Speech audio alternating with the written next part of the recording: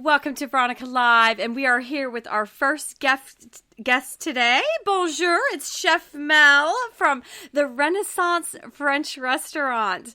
Welcome, Chef. Bonjour, bienvenue. Bonjour. Well, I had to have you on because you just opened this fantastic French restaurant on 30A in Santa Rosa. And I have had some chefs on before, so I'm a connoisseur of food. But I wanted to get to know you first, and then we'll talk about the restaurant. And tell everyone where you're from, if they don't know by your accent.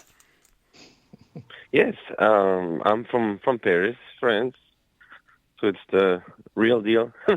I moved to America about 9 years ago, in 2015.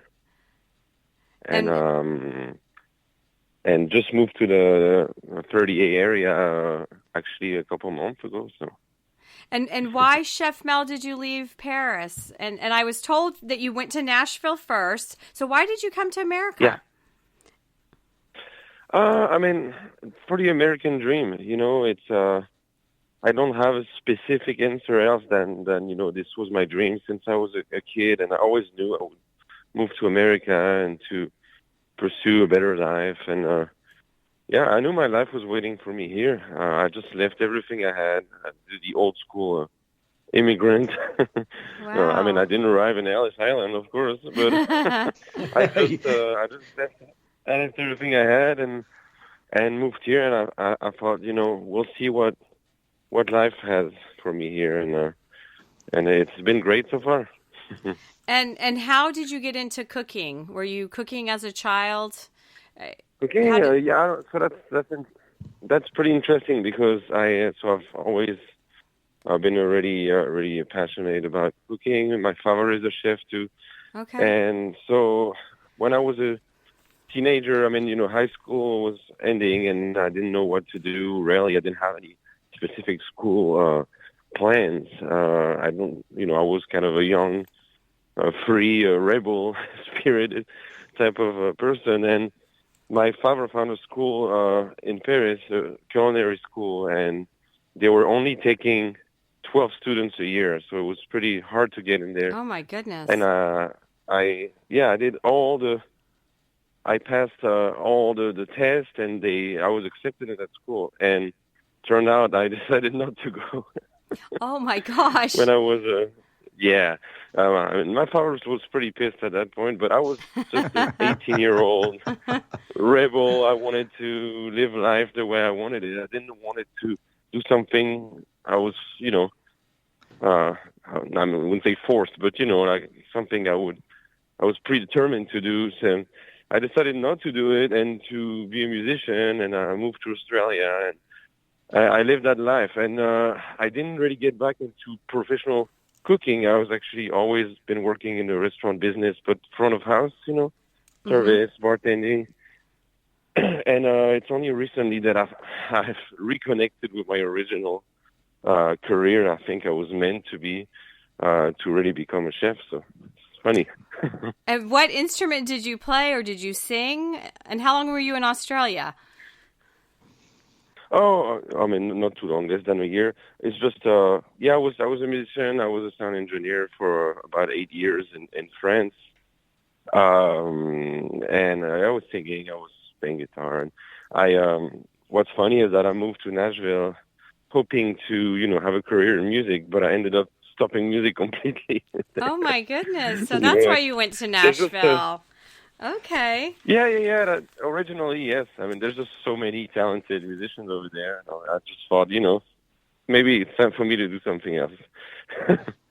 So do you draw any parallels between being a musician or, the sound, creation of sound versus the creation of food? Is there some artistic relationship between the two of them?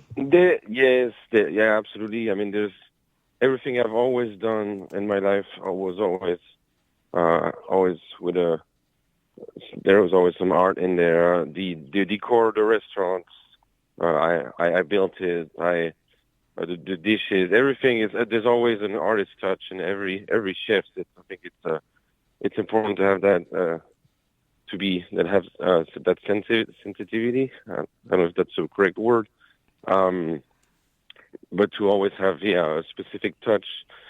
But the job itself was just completely different. I was sitting on my chair at the mixing desk for 8 hours, and now I'm just standing up, running everywhere, and I like this much better than sitting behind a computer screen.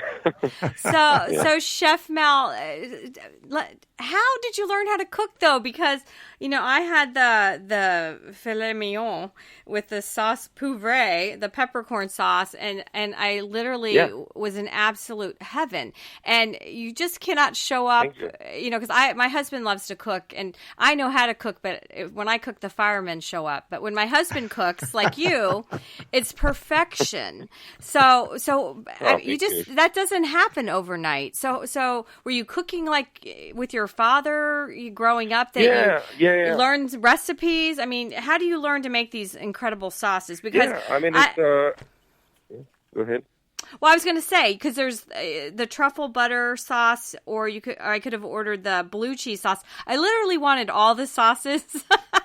And so who taught you how to make these incredible things? Thank you. First of all, it's a combination of several things. In France, in general, we cook much more than in America. Everyone cooks, not all talented, but everyone cooks for lunch, everyone cooks for dinner. You cook when your parents come, when your friends come. You cook when you're by yourself. There's that. This is a traditional French thing to just cook, first of all, and second, yes, I learned a lot from my father, and its recipes that are passed from generations. My grandparents, it's always been in the family. So a lot of the basics I learned with my father, and a lot of other things I learned by working in the restaurant business. Even if I was a front of house, I would always be a little bit in the kitchen here and there, and talk with the chefs and learn. And when you're in France and you work in a restaurant, you do a little bit of everything. You don't have a specific job. Sometimes you can be a server and still help in the kitchen. It's just there's this, and traveling a lot, and I've traveled to 20 different countries, and I travel like a lot of Americans. I travel for food. You know what I mean? Yes. So you just go places, you discover new things. Suddenly, someone serves you a dish, and you've never seen what's in there, and you ask what it is, and you get your inspiration from there. It's just I always cooked. I would always recommend to someone wanting to become a chef, or at least to do it to cook for your own every time you can. It's so easy to go out, eat out. It's so easy to order something on delivery, or it's just so easy. But just do it yourself. Yeah, so true. So how do you maintain a high level, a consistently high level of I want to say performance, but the food quality, the artistry, is that difficult from a repetitive standpoint, or is it the fact how often you change items on the menu to kind of mix it up and not have the menu become dull and repetitive kind of thing?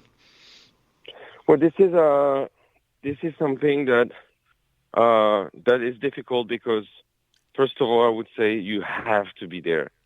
So many restaurants have chefs that you never see or meet.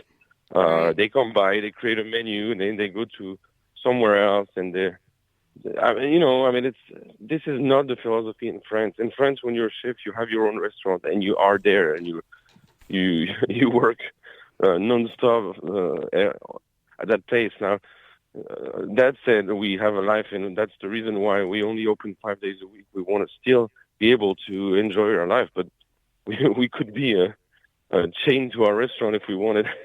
Right. But that's what I mean. Like chefs, to consistency. There's not a single dish that comes out without me being able to oversee and look at it and make sure everything's perfect. Now I absolutely trust my staff, and they're really, really, really great. But a chef's job is to always make sure things come out the way they should. Sometimes it's a bit difficult with distributors, like you have a great beef or vegetables, and then suddenly distributors say, "Oh, sorry, we're out of this one," and then you have to find something else. And that's something that every single restaurants go through, and it's been very difficult during COVID, of course, because there was a lot of a lack of a lack of products sometimes. But yeah, this is how, you have to be there every day. So would you style yourself? I don't know if you're familiar with like the Hell's Kitchen TV series with Gordon Ramsay. Are you that type of chef? I want to comment. Wait, Chef Mel, I need to comment on that because I ordered the charcuterie board, and you came out with Natasha, which we need to talk about Natasha here too. But that was so exciting because the chef was out of the kitchen in his fancy chef jacket. He has a little French flag on the collar. I was just so excited to see the French chef, So I'm already in love with the whole restaurant, as you know. Thank you. I'm like everybody else. I like a little bit of recognition. So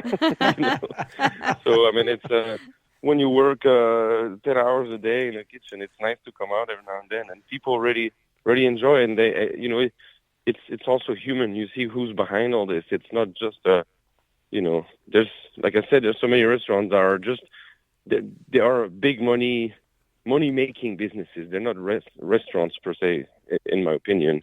Right. They look at turnover. How fast can you turn a table over, kind of thing. Yeah. It's and if there's something I should say about Renaissance is we're absolutely trying to do quality over quantity. And that's the reason why we're a small restaurant. We're doing everything ourselves. There's no host. There's no, social media person and all that. It's all us. It's which is to me the essence of what a true restaurant should be. It's passionate people behind. As Gordon Ramsay, deep inside of me, I am like Gordon Ramsay, but I have to face myself not to be. Well, he's relentless about perfection, and people don't understand that takes an intensity to keep that up. Myself, I understand the trait. The world where we live, the world where we live nowadays is very, very difficult because it doesn't leave space for talented people that are demanding, and being demanding is almost seen as a bad thing. And the problem is there's no perfection that you can obtain without being demanding and being very difficult. And nothing comes out easy in life, and you have to be difficult. So that's a hard thing. I think the future of the mentalities of young people versus the restaurant business, it's going to be a very difficult thing. That's also why there's a lot of people being hired from different countries that actually had a much more old school traditional way they were raised. So they understand hierarchy. They understand being told what to do. They understand, orders. But it's a bit difficult nowadays, Well, I think because, I don't know, I'm going to say it, a lot of young Americans don't work hard, and it's being in the restaurant business is hard work. And as a client, when I go to a restaurant, I want my food to come out hot. I want it to be perfect. It's really nice when there's a presentation to it, and that's the Renaissance. And then I wanted you to talk about Natasha because she's also from France, and she worked the entire room, and she was taking orders and bringing people drinks, and it was just sheer perfection. And you all, I guess, didn't meet till. I guess you met in Nashville. So talk about Natasha, because if you go to the Renaissance French restaurant on 30A in Santa Rosa, you will meet Natasha. So. Yeah.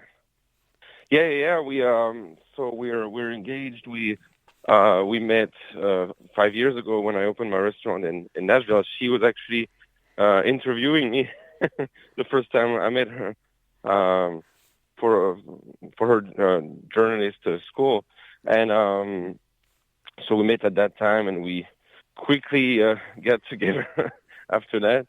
And she worked at a restaurant in Nashville the whole time, and she really got she really perfected that front of house management, server, doing a little bit of everything. And after working all these years in the family restaurant, we thought it was time for us to be truly independent, to do something together, and the restaurant in Nashville is just kind of a big volume, and it's tiring. And we wanted to have something that it's a better pace to do more quality. And we already fell in love with this area here. We used to come to Topsail. You know the place, the state park, I think. There's an RV park not far from Right. Yeah, which is beautiful, and you can bike all the way to the beach. And we used to take our Airstream there and stay every year, and we just loved it so much. And just opportunities happened, and we're like, you know what, let's move here. Let's open a restaurant. And I have complete, absolute trust in what she does, and she has absolute trust in what I do. And I think our team is just it's the perfect front of house, back of house couple. like I would say, like they're like a lot of them are in France. Like a marriage, chef. Yeah, and you wouldn't believe how many restaurants in France are owned by couple. It's always like that. And how big is your team? Because I know Natasha was working the front, and how many people can actually eat in the restaurant? Is it 30? I was trying to figure that out. It's 32 maximum, and 32, and we were in one evening. Like if we could do 3 services, like we open at 4:30. If we can sit someone at 4:30, then someone at 6:30, and then someone at 8:30. We may be able to do 50 covers. Oh, nice. And it's very, very good for us. And we don't want to do more. And to be honest, we even limited some reservation on purpose because we want to do quality, like I said. And this is the absolute opposite of every other restaurants around here, which are made for big money, big volume. But it's different philosophy, And then how big is your staff? Because I saw it looked like you might have had 2 sous chefs in the back. Is that how? Yeah.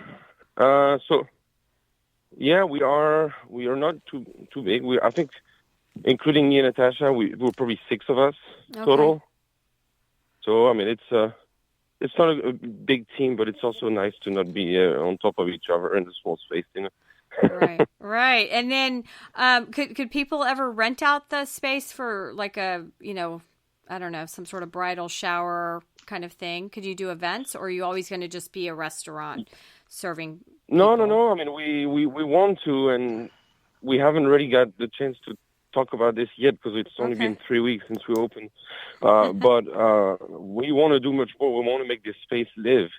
And, at some point, the routine of restaurants gets to be all the same, and it's nice to have something different. And I think the size of our restaurant is actually perfect for that because we can seat up to 32 people. So this is typically the amount of people that you would have, at a private party, like you were saying.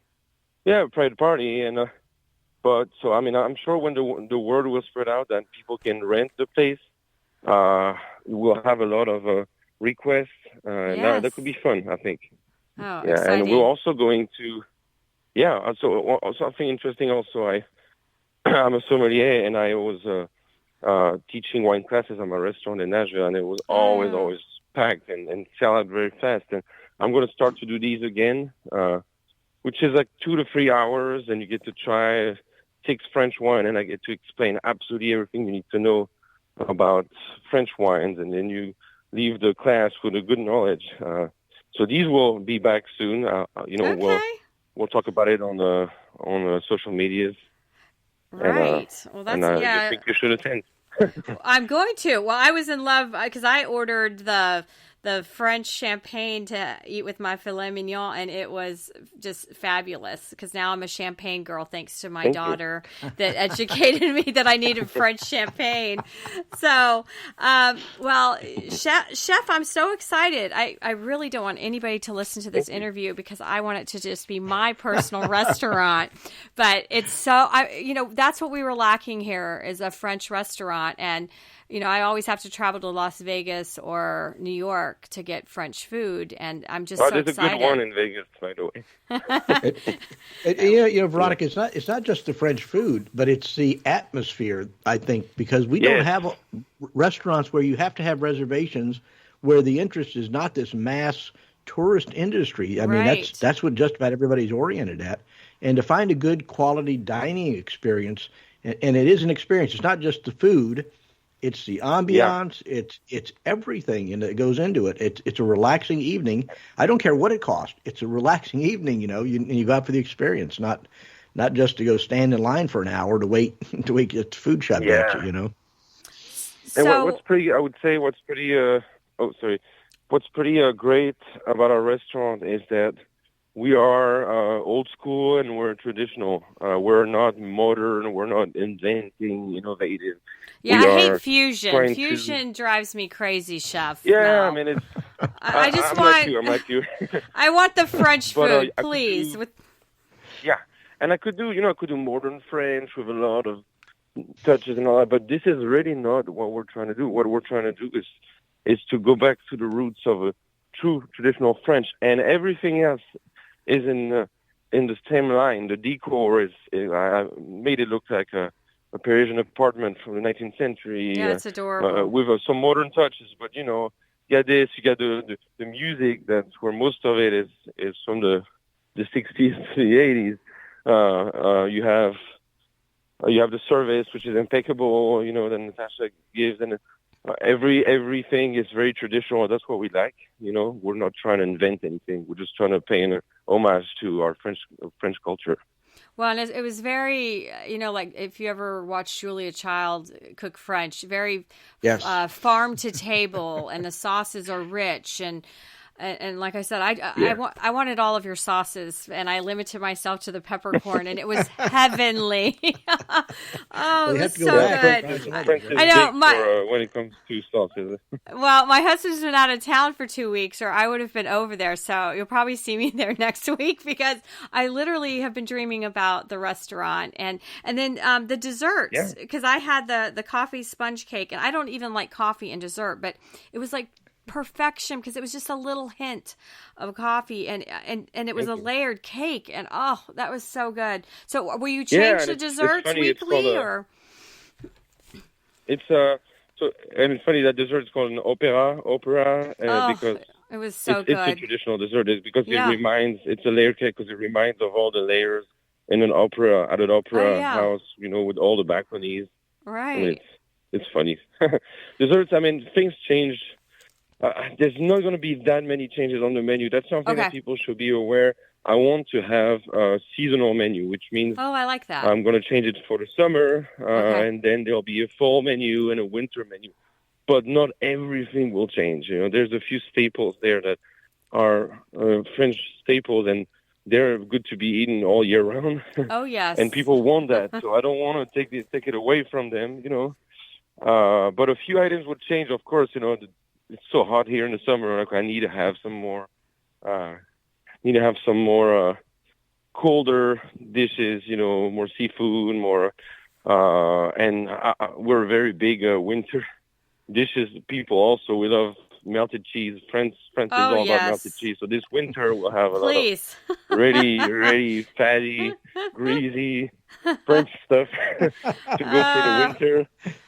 Yeah, and please add wine into that cheese. I remember we went skiing in Switzerland in Zermatt, and I was trying to take a bath in the cheese with wine fondue. It was so amazing. Yeah. Oh my goodness. Yeah. Well, what is your favorite? You don't serve cold cucumber soup by any chance. I had that in France years ago, and like a gazpacho from Spain. Gazpacho. So fun. So is there one? We'll have... Go ahead. Yeah. So I was saying we'll have we have onion soup in the winter. We'll have, which is a funny thing because Americans eat soup anytime, even if it's 98, 100 degrees outside, and So people true. request it. I'm like, guys, it's the deep summer. Everyone's sweating, and you want to have an onion soup. Come on. Well, that's why I said like I'll be in the cucumber soup winter is menu. cold. I like. Oh, I like yeah. it, even with a Oh, fat, French onion's my favorite. Yeah. But is there something that is your favorite thing to cook, Chef? To cook, so I really love one of my favorites to cook, simply because it means something to me, is the eggplant pasta, which is okay. funny that because it's the least French dishes though what we have. It's actually more Italian, Okay. but you have to know that French people eat a lot of Italian food. When you go to France, and I'm not talking about a restaurant, I'm talking about in everyday life. French people eat a lot of pasta. So I mean, there's some sense in there. I love this dish because I discovered that when I was 14 in Sicily traveling, and it's a dish that has eggplants slowly cooked in olive oil, and then you add. So these are really melt in your mouth, and they have a lot of olive oil, and that's how pasta should be. In Italy, when you go and eat, there's like half an inch of olive oil left on your plate, and it's normal and it's fine. It's actually healthy, Right. So Oh my you got goodness. this, and then it's you have chopped walnuts, which gives you a crunchy aspect. Then you have Calabrian peppers, which brings a little bit of heat, so it's just some kick to it, and the burrata, which is super fresh on top and calms everything down. It's a great dish. It's also the first dish I made to Natasha, so it's You it's sealed the important. deal. Yeah, and it's one of the. I'm not too big on making vegetarian dishes because it's not necessarily my thing, but this one is vegetarian, and I think it's pretty delicious. So that's a great dish. Yeah.